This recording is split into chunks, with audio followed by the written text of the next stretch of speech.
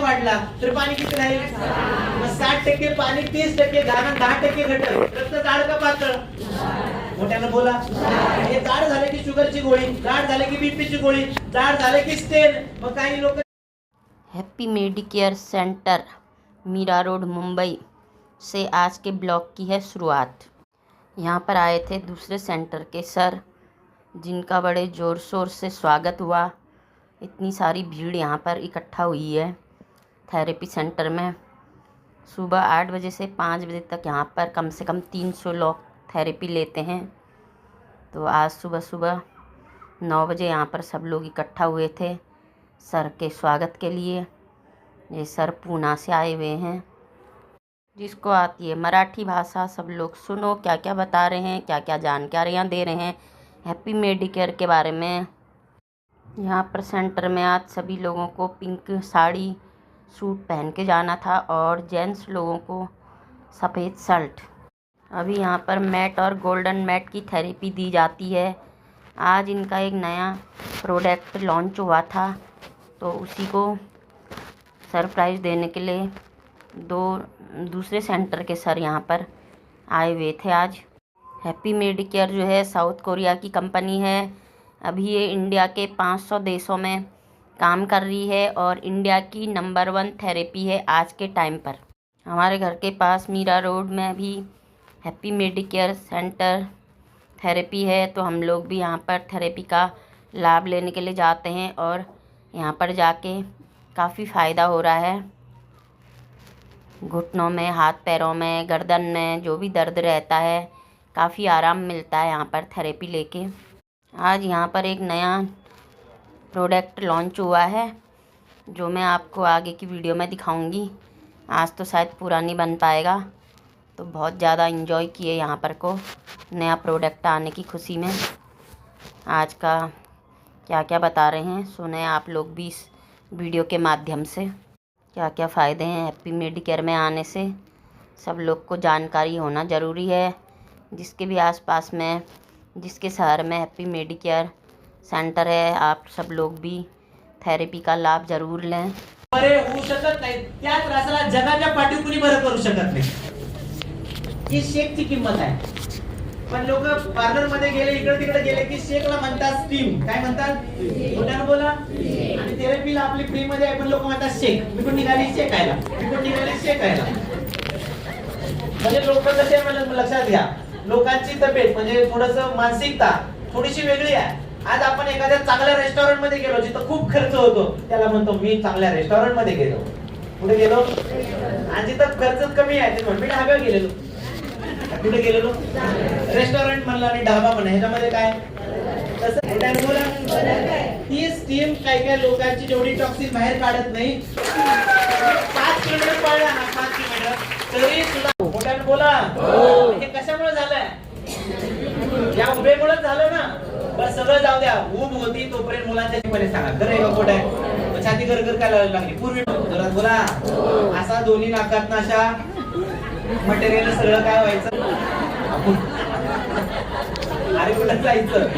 Direct तेवढ्यात आई पळत पळत येणार बाबा, लगेच साडीच्या पदरानं त्या पोराची जर आई सोडली, बाप सोडला तर त्याला कुणी जवळ घेत नाही। कुठं आहे? आताची पोरं किती क्यूट आहेत बघा बरं, आहेत की नाही? कुणी बी कुणाच बी गाव द्या, खेळू वाटतं, मांडीव घेऊ वाटतं, त्याचं एखादी कॉपी घेऊ वाटते। बरोबर का चूक? का तर क्यूट आहे, पण ते क्यूट आहे बाहेरनं क्यूट आहे, ते आतनं घाण आहे ना। आतनं त्याची छाती गर गर गर गर गर झोपलं की तोंड उघडतंय आणि मोठ्या माणसागत करतोय। मोठा माणूस का करतोय? फुफ्फुसाची ताकद कमी झाली म्हणून करतोय। बरोबर का चूक आहे? घोरणं म्हणजे घोर नाही, फुफ्फुसाची ताकद कमी झाली म्हणून करतोय।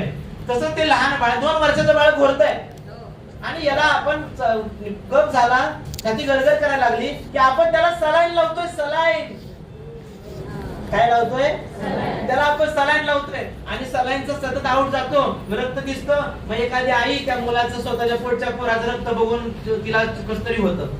तेव्हा माझ्या बाबूला मी कधी मारलं नाही, डॉक्टरांनी त्याला टोचलं, डॉक्टर मध्ये गेला पहिली बाहेर आखला। अरे बरोबर का चूक आहे? मला तुम्ही सांगा, एखादी आजी नातवाला घेऊन सरळ सरळ कोवळवून कुठे यायचं? आपल्या घरात यायचं, त्याचा फायदा आजीच्याही हाडाला व्हायचा आणि मुलालाही व्हायचा. खरं आहे का खोटं आहे? आता आपण बिल्डिंग सिस्टम मध्ये आलो, कोवळं ऊन येतंय का घरात? मोठ्याने बोला. ऊन हा सगळ्यात मोठा विषय राहिला. मग मला तुम्ही सांगा, कुठंतरी आपण प्रामाणिकपणे सांगा, वाटा वरवडाच्या जागेवरती आज काय वापरतो? मोठ्याने बोला. मिक्सर वापरतो. पहिलं बरं चूक, पहिलं पत्र, आता मोबाईल. पहिलं हाताने कपडे धुवायचो, आता वॉशिंग मशीन. बरोबर का चूक आहे? हा बघा, समजून घ्या. पहिला आपण ज्या टेक्नॉलॉजी, पहिलं जात वापरायचो दळण तळायला, आता चक्की वापरतो. तसं पहिलं उभेसाठी शेक घेण्यासाठी चुलीचा वापर करायचो. बैठ्या घरामुळे 60% केसेस आता डिवोर्सचे आहेत. 60% केसेस डिवोर्सचे आहेत. आता कुठनं आल्या? विवाह बाह्य संबंधाचं तुडुंब प्रचंड प्रमाण वाढले आजच्या घडीला. मी बोलतोय ते बरोबर का चूक आहे? याला सगळ्यात मोठं कारण काय आहे? तर आपण न दिलेला शेक आणि उष्णता आहे. शरीरामधून बाहेर न पडलेला वात आहे. अंगावरती वाढलेली सूज आहे. खरं आहे का खोटं आहे? नात्यामधलं आकर्षण कमी झालं. एकमेकांच्या बरोबर किती बोललं जातं याचा विचार करा. लोक म्हणतात ते कामात बिझी आहे, हे मुलं समाजात बिझी आहे. पण मी बोलतोय ना, ह्यात चुकीचं आहे का? फक्त तुम्ही सांगा. वयस्कर लोक, तुम्ही सुद्धा आज तुम्ही या गोष्टीचा विचार सुद्धा करू शकत नाही, कारण तुमचा काळ वेगळा होता, आत्ताचा काळ वेगळा आहे. लक्षात घ्या. ही उष्णतेची उभेची किंमत आहे. आता माझ्या घरात चुलत नाही तर काका त्या खॉटच्या खाली विस्तो ठेवायचा कुठनं? आता 100 आता 90 मुलीचं शिजर आहे ना, ऑलरेडी डॉक्टर सांगितलं शेक घ्यायचा. अरे खरं आहे का खोटं आहे? आणि पहिली जर एखादी आली लावला का तुम्ही लावला म्हणून तुम्ही केलं तर आम्ही करणारच की. बरोबर का चूक? हेच उत्तर आहे. तुम्ही केलं तर आम्ही. तुम्ही म्हणताय नुसतं आम्हाला मोबाईल वापरू नका, तुम्ही मोबाईल शिवाय स्वयंपाकाला बी किचन मध्ये मी उभं राहिना. आणि खरं आहे का खोटं आहे? तुम्ही म्हणताय फक्त खेळायला जावा, पण तुम्ही 4 दिवस झाले बिल्डिंगच्या खाली बी उतरला नाही हो. अरे खरं आहे का खोटं आहे? हेच काम आहे. मी नाही करणार, मी करतोय ते तुम्ही केलं. बरोबर का चूक? माणसं अनुकरण करतात. म्हणा एखाद्या पोराला, पप्पा तंबाखू कसे खातात लगेच. खरं आहे का खोटं आहे? म्हणून एखाद्या पोराला मम्मी पप्पाला कशा शिवाय देतील लगेच सांगणार नाही का? मोठ्यानं बोला. म्हणा मी विचारा ना पोरांना, लहान आपल्या कुटुंबाच्या कसे सगळं अप टू डेट सांगतात. आज 2009 साली मी 10वी पास आउट झालो. मला आजही आठवते, आमच्या पिढीपर्यंत सुद्धा घरात मोबाईल नव्हते. लय काळ जुना. तुमच्या काळात तर जायची गरजच नाही. एखादा मोबाईल असला कीपॅडचा सापाची घ्यायचा. बरोबर का चूक आहे? ती गेम होती पहिली, कीपॅडचे मोबाईल असायचे आणि तो एक मोबाईल नशिबाने मिळायचा. त्याला बी रेंज यायची. पत्र्यावर चढल्यावर, घरात तुळशी पुढे चढल्यावर. तुम्ही वेळ कुणासाठी काढता आणि आम्ही वेळ कुणासाठी देतो? आमच्या बाईकांनी जर शिवाय दिल्या तर म्हणणार हेच ना ते. कारण की एवढं बडबडल्यानंतर घरी गेलो काय बोलायची इच्छा होणार? त्या बायको म्हणती माझा नवरा ही सकून घेतला या सगळ्या. मला तुम्ही सांगा प्रामाणिकपणे, तुमचा त्रास, तुमचा फायदा आणि त्याच्यासाठी तुम्ही वेळ देता आणि तुम्हाला फायदा देण्यासाठी वेळ आमच्या मॅडम, आमचे सर देतात. खरं आहे का खोटं आहे? मग सगळ्यात श्रेष्ठ कोण आहे? तुम्ही तुमच्यासाठी देता, आम्ही पण तुमच्यासाठी देतो. मग सर श्रेष्ठ कोण?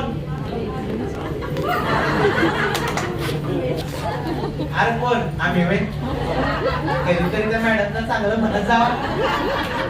आणि एक दिवशी मॅडम खाल्लं इंजेक्शन करतात.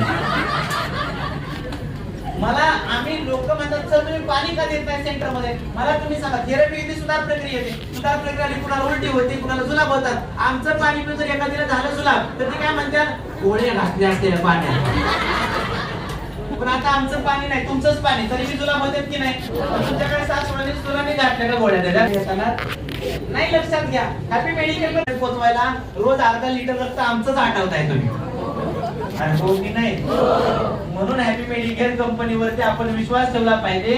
काका आज हे चांगले उपचार आहे, त्या चांगल्या गोष्टी आहे. बाहेरच्या देशामध्ये तुम्ही बघा, त्रास आले, दुखणे आले की लोक पहिले बाह्य करतात. बाह्य उपचार नाही झालं तर लोक आयुर्वेदाकडे येतात आणि आयुर्वेदाने नाही झालं तर लोक मेडिकल सायन्स कडे येतात. आणि आपल्या भारत देशामध्ये हुशार देशात दुखणं आलं की पहिली गोळी खातो. खरं आहे का खोटं आहे? दुखणं आलं की पहिलं मॉडर्न मेडिसिन घेतो, त्यानं वैतागला की मग आयुर्वेद घेतो, होमिओपॅथी घेतो आणि त्यानं वैतागला की मग मसाज करायची थेरपीला येतो. लय उपचार येते बाहेर, कुठला येते सगळं करून आलं तिकडं. आता इथं नाही बरं झालं तर कुठं जावाल? बोला.